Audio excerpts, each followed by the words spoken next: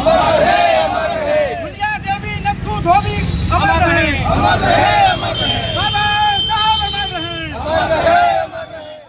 अमर शहीद रामचंद्र विद्यार्थी के सम्मान में निकला रथ यात्रा देवरिया से चलकर पहुंचा जनपद गोंडा।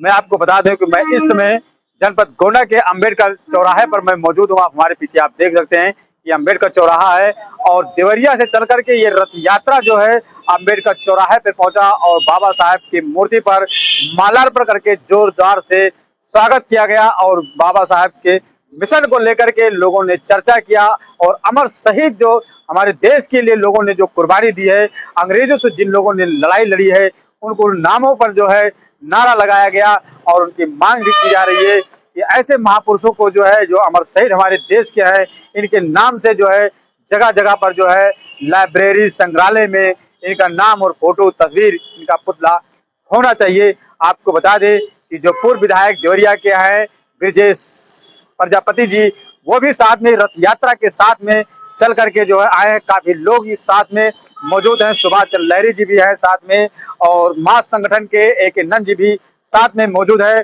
आप देख रहे काफी तादाद में लोग जो है अंबेडकर चौराहे पे पहुंच करके जो है अमर शहीद के नाम पर से उनका जय जयकार नारा लगा रहे हैं। क्या कहना है अमर शहीद रथ यात्रा को लेकर के, इसका क्या उद्देश्य है, हम आइए इन्हीं लोगों से मुखातिब होते हैं और इन्हीं से बात करते हैं कि इस रथ यात्रा का क्या उद्देश्य है, ये रथ यात्रा कहां से और कहां तक जाएगा, ये कब तक चलेगा रथ यात्रा, इसको लेकर के हम आप सभी को मुखातिब कराते हैं। मैं ब्रजेश कुमार प्रजापति, पूर्व विधायक एवं राष्ट्रीय अध्यक्ष राष्ट्रीय शोषित समाज पार्टी युवा मोर्चा। क्योंकि भारत की आजादी में अंग्रेजों से लड़ते हुए लाखों लोगों ने कुर्बानियां दिया है, जिसमें एक बहुतायत संख्या SC, ST, OBC अल्पसंख्यक समाज के, शोषित समाज के वर्ग के तमाम वीर सपूतों की थी। उसी कड़ी में जनपद देवरिया में जन्मे अमर शहीद प्रजापति रामचंद्र विद्यार्थी जी, जो 13 वर्ष 4 महीने की अल्प अवस्था में देवरिया कचहरी पर अंग्रेजों का झंडा उखाड़ करके फेंक दिया और वहां पर भारत का तिरंगा फहराने का काम किया। तत्पश्चात अंग्रेजों ने उनको वहां पर गोली मार करके शहीद कर दिया। उनकी याद में वहां पर संग्रहालय और पार्क बना हुआ है, जिस संग्रहालय परिसर में उत्तर प्रदेश की भाजपा सरकार पर्यटन विभाग का ऑफिस बना रही है, जिसका विरोध हम लोग कर रहे हैं। उसी विरोध में हम लोग ये रथ यात्रा निकाले हैं। क्योंकि भाजपा केंद्र की हो या प्रदेश की सरकार हो, जातिवादी मानसिकता से ग्रसित है और जातियों के आधार पर इंसानों के साथ में व्यवहार तो कर ही रही थी भाजपा सरकार, परंतु दुख के साथ कहना पड़ रहा है जब वही जातीय भेदभाव शहीदों और महापुरुषों के साथ भी भाजपा सरकार काम करने का काम कर रही है। इसी तरीके से चाहे वो लखनऊ में वीरांगना उदा देवी पासी जी हो, जिनको अब तक अज्ञात वीरांगना के नाम से जाना जाता था, जब उनके समाज के लोग जाने तो उनको फिर अज्ञात वीरांगना से वो ज्ञात वीरांगना उदा देवी पासी हो पाई। जब झांसी की रानी लक्ष्मीबाई का गौरवशाली इतिहास हम लोग पढ़ते हैं तो वहीं पर कोरी समाज में जन्मी वीरांगना झलकारी बाई कोरी जी का इतिहास दबाने का काम भाजपा सरकार और मनवादी व्यवस्था के लोग करने का काम करते हैं। ठीक इसी तरीके से जलियांवाले बाग हत्याकांड का बदला लेने के लिए सैनी समाज में जन्मे उधम सिंह सैनी जी इंग्लैंड जाकर के वहां पर जनरल को इंग्लैंड की संसद में गोली मारने का काम करते हैं और वो वहां पर शहीद होते हैं। ठीक इसी तरीके से जलियांवाला बाग में अगर तमाम शहीदों का हम लोग उनके वीर गाथाओं को जानते हैं, सुनते हैं, तो ठीक उसी कड़ी में नथु धोबी और दुलिया धोबी भी वहां पर शहीद होते हैं। बुद्धराम वाल्मीकि भी वहां शहीद होते हैं। वहां पर अन्य तमाम SC, ST, OBC अल्पसंख्यक समाज के लोग शहीद होते हैं। मंगल मोची जी शहीद होते हैं। ठीक इसी तरीके से हम लोग अभी गोरखपुर में चौरी चौरा में गए थे, वहां यादव समाज में जन्मे भगवान आहिर भी शहीद होते हैं। वहां पर अब्दुल्ला जी भी शहीद होते हैं। वहां पर तमाम और भी SC, ST, OBC समाज के लोग शहीद होते हैं। तो हम इस रथ यात्रा के माध्यम से भारत सरकार से ये मांग करते हैं कि इंग्लैंड की गजेटियर से सभी शहीदों का इतिहास मंगा करके उनकी वीरगाथाओं को NCERT की पुस्तकों में सम्मिलित किया जाए ताकि वो जन जन तक पहुंच सके। साथ ही जिस तरीके से जब से नरेंद्र मोदी इस देश के प्रधानमंत्री बने हैं, लगातार अपने चहेतों को, चाहे वो ओम बिरला जी की बेटी ही क्यों ना हो, उनको भी वो बिना किसी एग्जाम पास किए हुए, बिना किसी परीक्षा के direct IAS IPS lateral entry के माध्यम से बना रहे हैं। जिस परिवार के वीर योद्धाओं ने अपना सर्वोच्च बलिदान देते हुए देश के लिए शहीद हुए हैं। हमारी नरेंद्र मोदी सरकार से मांग है कि उन सभी शहीद के परिवारों को लिटरल एंट्री के माध्यम से आईएएस और आईपीएस बनाया जाए।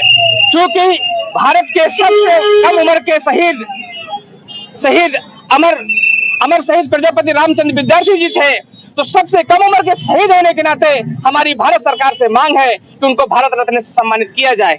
इसके साथ ही साथ दिल्ली की संसद भवन में शहीद रामचंद्र विद्यार्थी जी का फोटो लगाया जाए, चित्र लगाया जाए, प्रतिमा लगाई जाए और सभी जो अब तक गुमनाम हमारे SC ST OBC अल्पसंख्यक समाज के शहीद हैं उन शहीदों के भी चित्र और लगाए जाएं। साथ ही जितने भी देश में महानगर हैं, बड़े बड़े डिस्ट्रिक्ट हैं, उन सभी डिस्ट्रिक्ट में चौराहों में, हॉस्पिटल्स में या अन्य जो भी संस्थान सरकारी बनते हैं उनका नामकरण भी शहीदों के नाम से किया जाए। ये रथ यात्रा कहाँ तक जाएगा? ये रथ यात्रा जनपद देवरिया से 5 नवंबर को शुरू हुई है। उत्तर प्रदेश के सभी 75 जनपदों में होते हुए 5 दिसंबर को एक विशाल जनसभा के रूप में देवरिया में इसका समापन होगा। ये बड़े गर्व की बात है कि हमारे युवा राष्ट्रीय सोशलिस्ट समाज पार्टी के राष्ट्रीय अध्यक्ष युवा मोर्चा भाई ब्रजेश प्रजापति के अगुवाई में पूरे प्रदेश में 75 जिलों में ये सम्मान रथ यात्रा निकाल करके जो दबे कुचले हैं, शोषित समाज के लोग हैं, वंचित समाज के लोग हैं, उन शहीदों के इतिहास को आगे लाने का काम किया जा रहा है। आप सभी को ये सर्वविदित है कि हमारी जो इस समय की वर्तमान की सरकार है वो बेरोजगारी, अन्याय, अत्याचार, भूखमरी से लोगों को भटकाने के लिए तमाम उटपटांग नारे देती है। वो कहती है जो बटेंगे वो कटेंगे। हम अनुसूचित जात, आदिवासी, अल्पसंख्यक और पिछड़ों को ये संदेश देना चाहते हैं कि हे साथियों, आप एक हो जाओ, आप अपने लायक औलाद बनो। आपके सभी सम्मानीय जो शहीद हुए हैं स्वतंत्रता संग्राम सेनानी में, उनको सम्मान मिलेगा। और जब जो लोग आज काट रहे हैं, यदि आप एक हो जाओगे तो आप पीटने लायक बनोगे। मानवर कांसी राम साहब अपने जीवन में संदेश दिए थे कि ये जो है मनवादी समाज के लोगों जाग जाओ, वरना जो है तुम्हें हमारे समाज के लोग एक अंगुलियों से कोचेंगे तो तुम्हारी चटनी बन जाएगी। जिन लोग ये कहते हैं कि कटोगे बटोगे तो कटेंगे, अनुसूचित जाति, अल्पसंख्यक, बैकवर्ड के लोग एकजुट हुए हैं। ये उनके अंदर ये पीड़ा है, परेशान है, हताश हैं, इसीलिए हमारे लोगों को धमकी दे करके अनायास हमारे शहीदों के इतिहासों को मिटाने का काम किए हैं।